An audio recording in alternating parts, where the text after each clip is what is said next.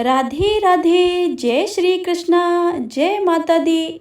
आप सभी भक्तों को माघ मास नवरात्रि की बहुत बहुत हार्दिक शुभकामनाएं।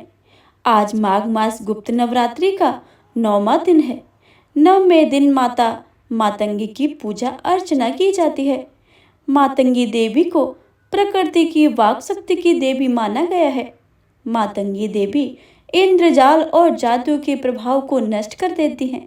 तो हे प्रिय भक्तों, आज आप सभी सुनेंगे माता मातंगी की पौराणिक कथा तथा माता का स्वरूप और दुर्गा देवी का संपूर्ण कवच का पाठ।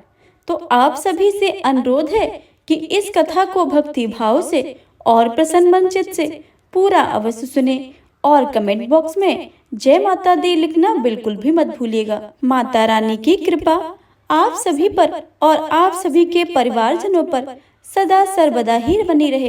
तो प्रेम से बोलिए माता रानी की जय। पौराणिक मान्यताओं के अनुसार मातंगी माता को शिव की शक्ति बताया गया है। मतंग भगवान शिव का नाम है। गृहस्थ जीवन को सुखमय बनाने, असुरों को मोहित करने और साधकों की इच्छा को फल देने वाली देवी बताया गया है।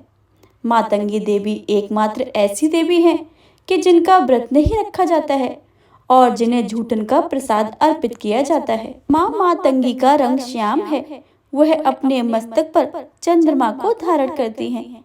माँ मातंगी ने राक्षसों का वध करने के लिए तेजस रूप धारण किया था।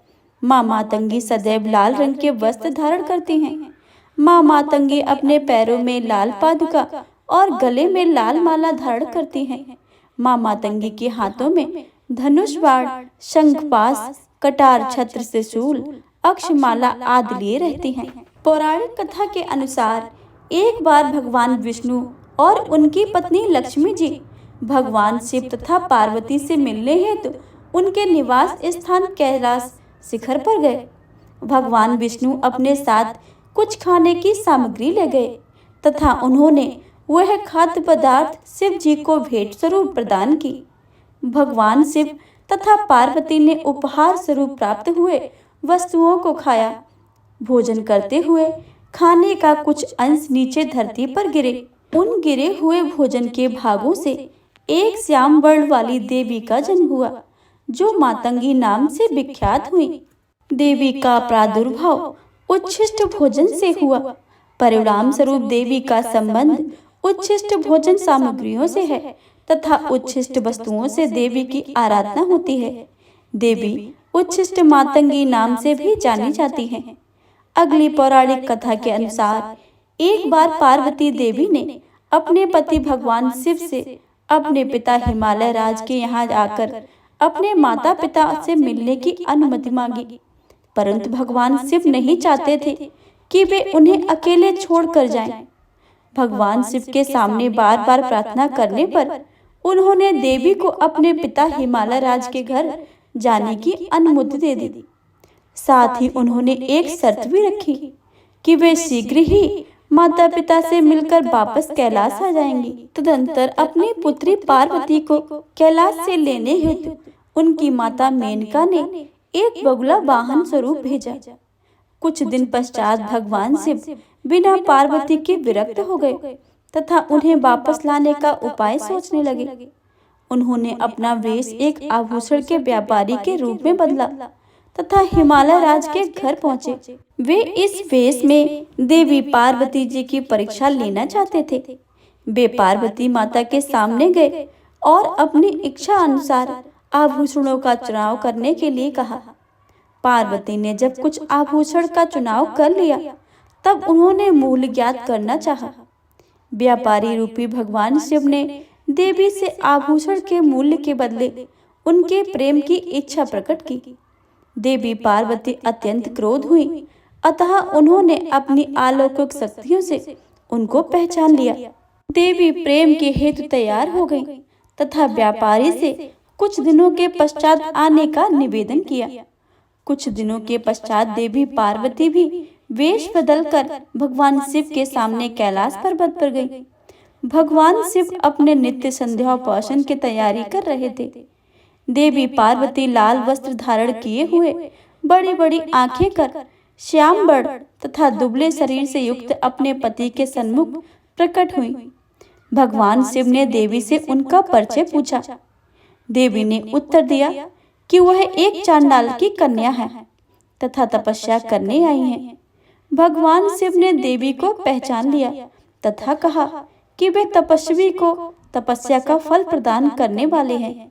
यह कहते हुए उन्होंने देवी का हाथ पकड़ लिया और प्रेम में मग्न हो गए। तत्पश्चात देवी ने भगवान शिव से वर देने को निवेदन किया।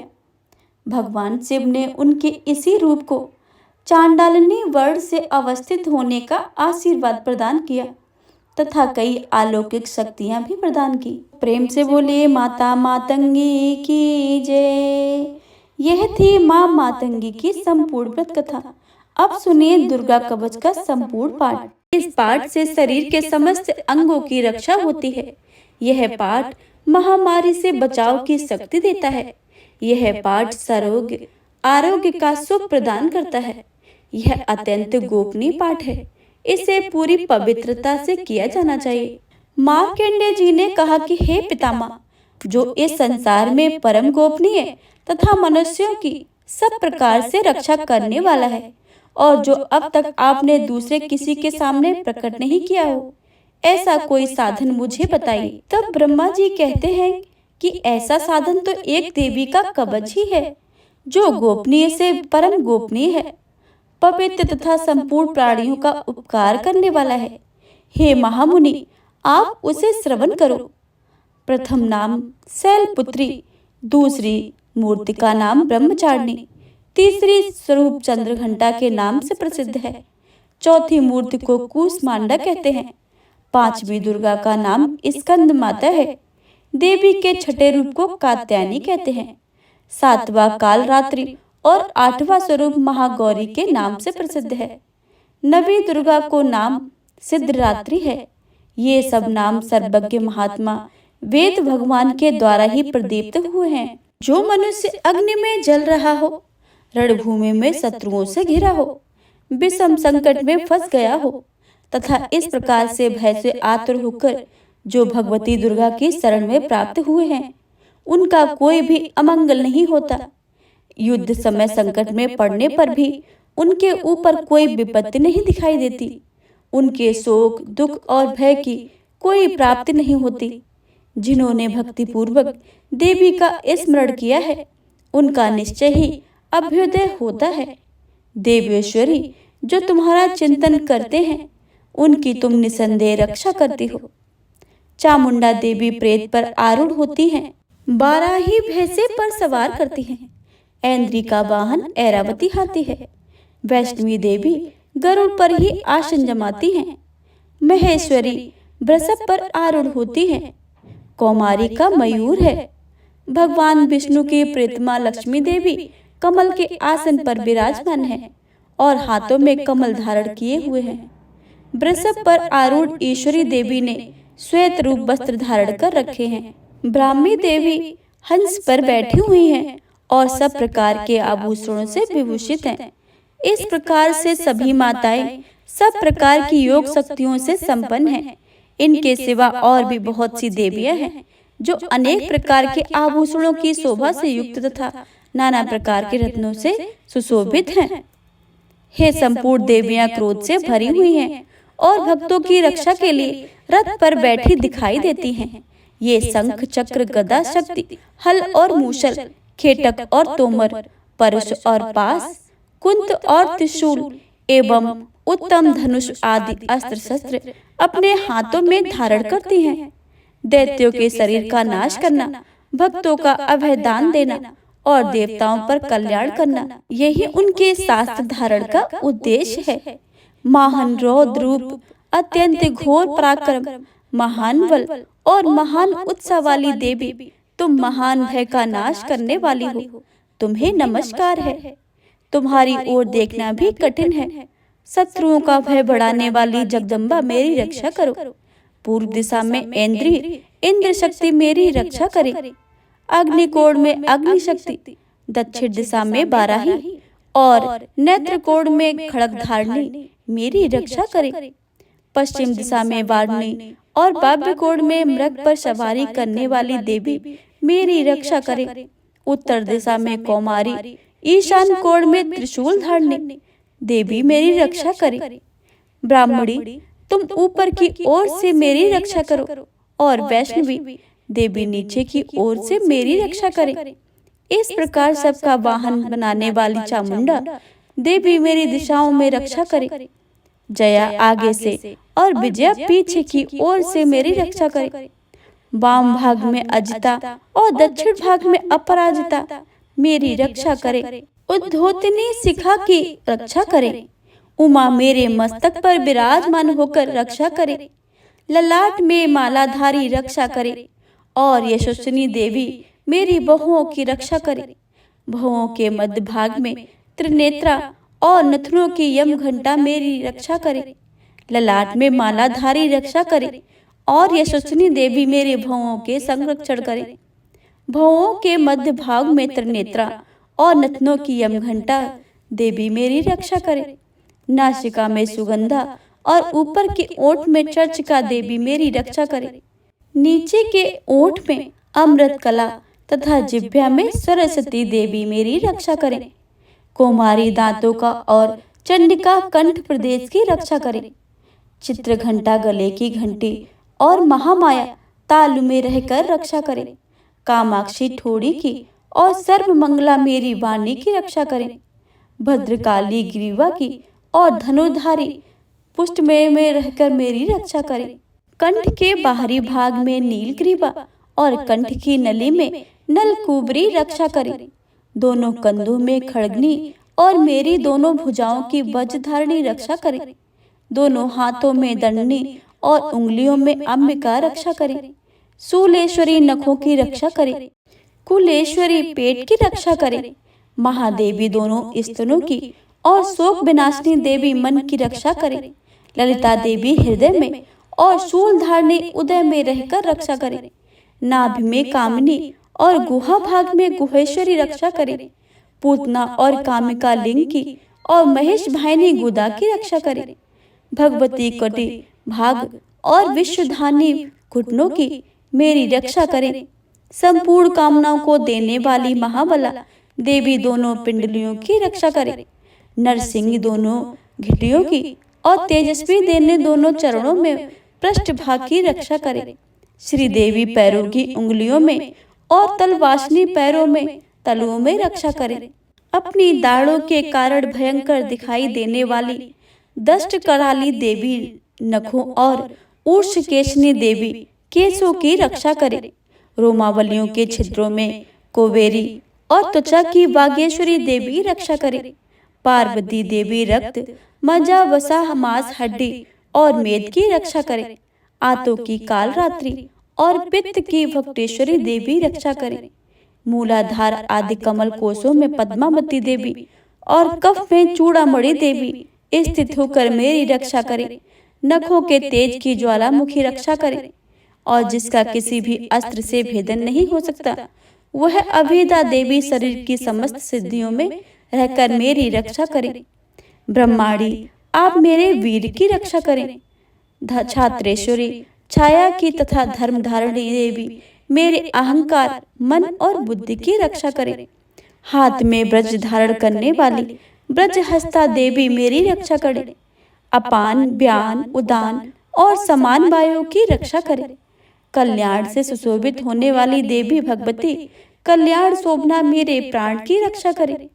रस, रूप, गंध, शब्द और स्पर्श इन विषयों पर अनुभव करते समय योगिनी देवी मेरी रक्षा करें तथा सत्वगुण, रजोगुण और तमोगुण की रक्षा सदा नारायणी देवी करें।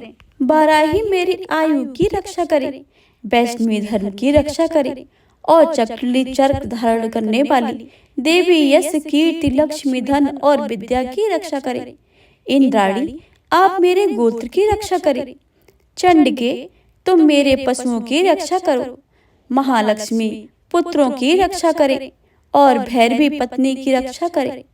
मेरे पद की सुपता और माघ का क्षेम करी रक्षा करे। राजा के दरबार में महालक्ष्मी रक्षा करे तथा सब योग और व्याप्त रहने वाली विजया देवी संपूर्ण भय से मेरी रक्षा करे।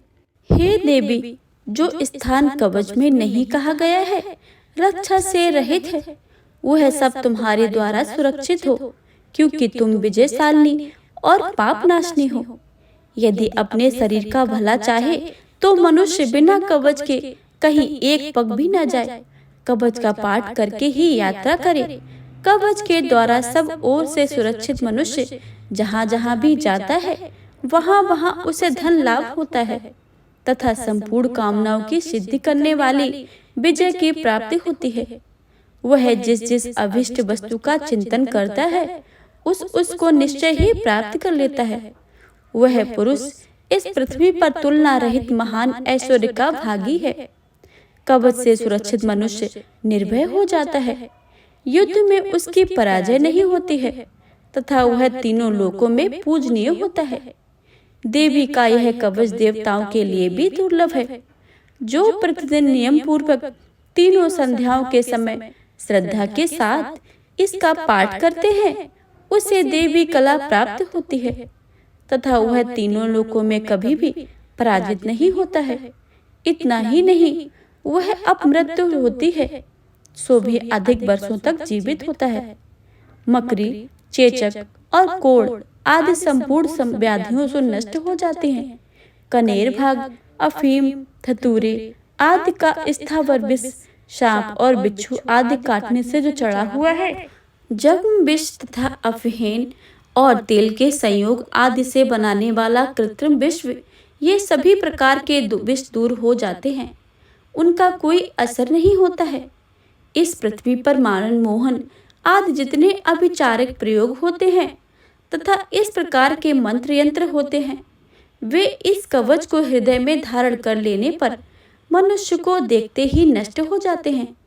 ये ही नहीं, पृथ्वी पर विचरने वाले ग्राम देवता, आकाशचरी देव, विशेष जल के संबंध से प्रकट होने वाले गण, उपदेश मात्र से सिद्ध होने वाले निम्न कोटि के देवता, अपने जन्म के साथ प्रकट होने वाले देवता, कुल देवता, माला, डाकिनी, शाकिनी, अंतरिक्ष में विचरण करने वाली अत्यंत बलवती भयानक डाकनियां, ग्रहभूत, पिशाच, यक्ष, गंधर्व राक्षस, ब्रह्म राक्षस, बेताल, कूष्मांड और भैरव आदि अनिष्टकारक देवता भी हृदय में कवच धारण किए रहने पर उस मनुष्य को देखते ही भाग जाते हैं। कवचधारी पुरुष को राजा में सम्मान प्राप्त होता है। यह कवच मनुष्य के तेज की वृद्धि करने वाला और उत्तम है। कवच का पाठ करने वाला पुरुष अपनी कीर्ति से विभूषित भूतल पर अपने सुयोग साथ साथ वृद्धि को प्राप्त होता है। जो पहले कवच का पाठ करके उसके बाद दुर्गा सप्तशती, दुर्गा चंडी का पाठ करते हैं, उसकी जब तक वन, पर्वत और कानूनों सहित यह पृथ्वी पर टिकी रहती है, तब तक यहाँ पुत्र पौत्र आदि संतान परंपरा बनी रहती है। देह का अंत होने पर वह पुरुष भगवती महामाया के प्रसाद से नित्य परम पद को प्राप्त होता है, जो देवताओं के लिए भी दुर्लभ है।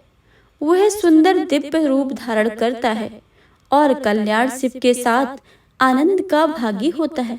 श्री दुर्गा देवी कवच का पाठ संपूर्ण हुआ तो प्रेम से बोलिए दुर्गा माता की जय, नव दुर्गाओं की जय।